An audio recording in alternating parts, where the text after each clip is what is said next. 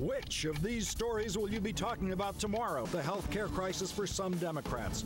Progressives go after Senator Baucus for not backing the public option. Senator Baucus, I have to ask, whose side are you on? There's a political storm brewing over Big Sky Country, Montana, and it's pouring down on Senator Max Baucus. Turns out I'm not the only one who's asking, buddy, whose side are you on? The Progressive Change Campaign Committee is holding his feet to the fire over this public option. Since you're a leading member of the Senate, here's a TV ad that's running in the District of Columbia and also running in Montana. Let's listen, Senator. The Progressive Campaign Change Committee and Democracy for America have just launched this ad targeting Finance Committee Chairman Max Baucus. My name is Bing Perrin, and I live here in Billings, Montana with my beautiful wife and baby boy. Last June, I collapsed because of congenital heart problems. I need open heart surgery, but have no insurance, and no company will insure me. My wife and I still owe over $100,000 in medical bills. None of this debt would have piled up if I had had the option of buying into a public health insurance plan. Private insurance companies need competition. They profit by denying care to people like me. Senator Baucus, when you take millions of dollars from health and insurance interests that oppose reform and oppose giving families like mine the choice of a public option, I have to ask, whose side are you on? Joining me now is Adam Green, a co-founder of the Progressive Campaign Change Committee. Mr. Green, good to have you with us tonight. We've got a text poll coming up on this in just a moment, folks. Get your cell phones out. Mr. Green, what's the mission here? To get rid of Max Baucus as a Montana senator, or to get him to change his mind?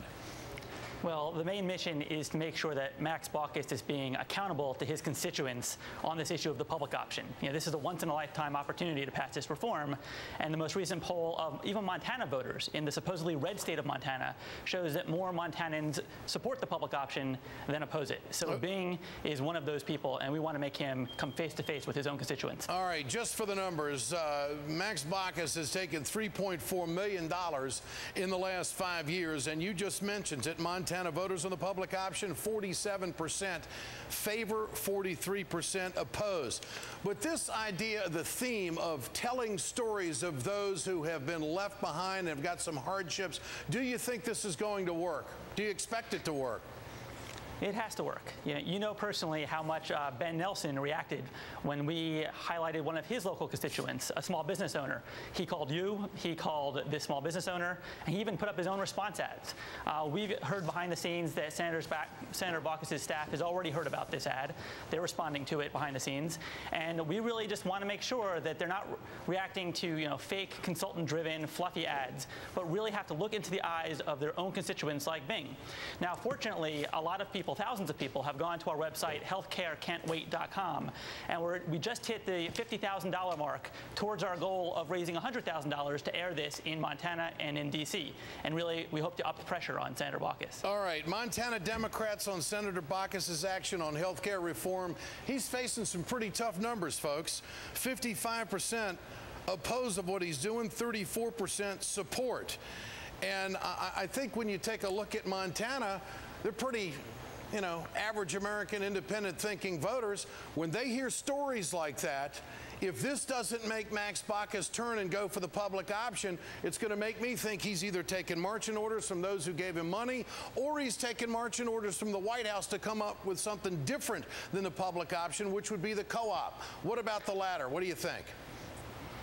The co-op, yeah, pretty much the trigger, the co-op, all of these are not acceptable reform. Again, this is a once-in-a-lifetime opportunity, and for some reason, the Beltway conventional wisdom is not reflecting what the New York Times poll on Friday showed, which is that 72% of the American public and even 50% of Republican voters, let alone overwhelming majorities of Democrats and independents, want the public option. This should be a political no-brainer for every politician, including the White House. And for some reason, we also have Olympia Snowe, who's playing this critical role. Her constituents support the public option 2-to-1. So we need to make sure that we're not watering down the public option with a co-op or trigger.